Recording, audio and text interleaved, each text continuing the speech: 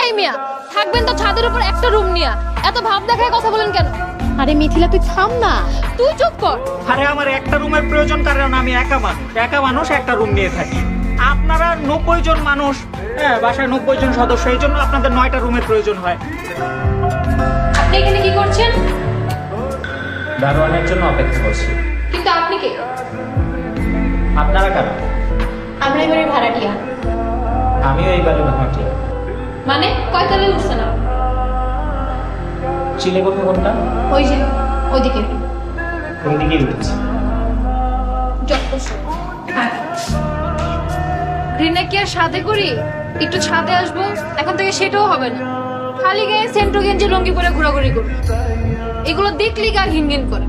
নাকি আপনি ছাদের রুমটা আবার ভাড়া দিচ্ছেন? আমার বাড়ি আমি ভাড়া দিব না তালা দিয়ে রাখবো, সেটা আমার মর্জি। আঙ্কেল ভাড়া দিবেন ভালো কথা, কিন্তু এমন অসভ্য লোক কেন ভাড়া দেয়?